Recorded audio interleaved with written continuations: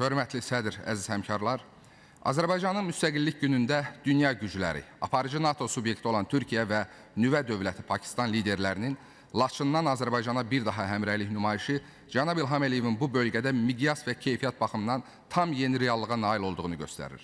Habelə Amerika Birləşmiş Ştatları prezidenti və dövlət katibinin həm məktubla, həm də Bakıda səfərdə olan senator Deyns vasitəsilə verdiyi mesajlar deməyə əsas verir ki, ötən 4 ildəki mövqeyinin əksinə Vaşinqton artıq reallıqları qəbul edir.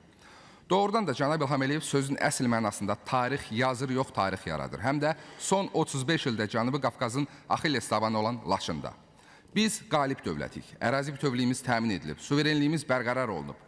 İşğaldan azad olunmuş ərazilərdə artıq 50 minə yaxın insan yaşayır və öz gücümüz hesabına böyük quruculuq bərpa prosesi fonunda təhlükəsiz böyük qayıdış həyata keçirilir.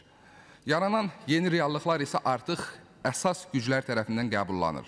Bax, əsl müstəqillik budur.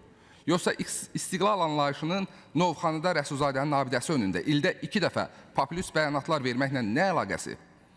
Əli Kərimov, sənin Novxanıda təsirli natiq obrazı yaratmaq üçün səsinin o dırnaqarası ahəngi ilə cənab Ərdoğanın nitqini təqlid etməyin kimə lazımdır? Elə insanlar cənab Ərdoğanın özünün Laçından verdiyi bəyanatları, onun Müzəffər Ali Başkomandan cənab İlham Əliyevin sülhün də memarı olaraq adını tarixə yazdıracağına inandığını deməsi ilə öz dilindən eşidir də.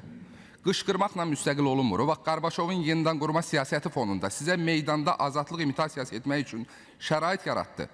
Hələ də elə bilirsiniz ki, qışqırıb müstəqil olmuşsunuz. Ayılın artıq. Çıxın siyasi törəməsi olduğunuz Qarbaşovun şinelindən.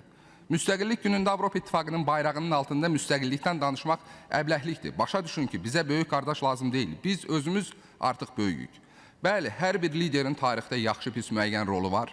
Sizin Heydər Əliyevlə davrandığınızın tam əksinə cənab İlham Əliyev iqtidarı Elçibəyə də, Rəsulzadəyə də layiqli hörməti göstərir, yubileyləri qeyd olunur, ailələrinə dövlət qayğısı var.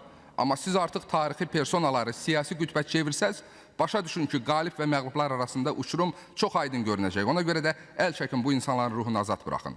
Müstəqillik anlayışı Novxanı yolu deyil. Müstəqillik gücdən, qüdrətdən, hərbi siyasi zəfərlərdən və bugünün şərtləri ilə Laçından keçir. Ona görə də siz müstəqillikdən, azadlıqdan danışmayın. Azərbaycan insanı Laçını qurban verib hakimiyyəti zəbt edənlərin Novxandakı boşboğazlığına yox, müzəffər lider cənab İlham Əliyevin azad etdiyi Laçından verilən əzəmətli bəyanatlara layiqdir. Çox sağ olun.